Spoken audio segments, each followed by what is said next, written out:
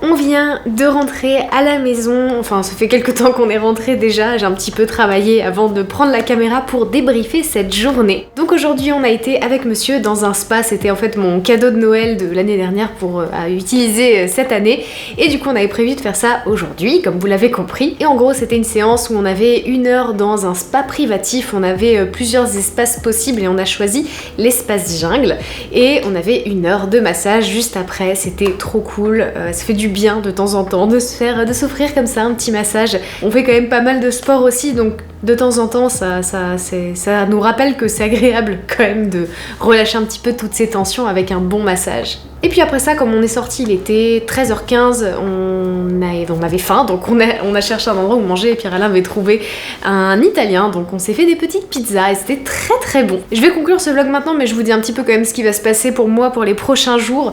Demain, normalement si tout se passe bien en fonction de la météo, il est prévu qu'on fasse un petit shooting avec Tristan, vous verrez les résultats des photos sur Insta. L'idée c'est aussi que je renouvelle ma photo de profil pour avoir la bonne teinte de rose de mes cheveux et avoir une photo un petit peu plus cool prise par un vrai photographe et voilà, un truc très stylé.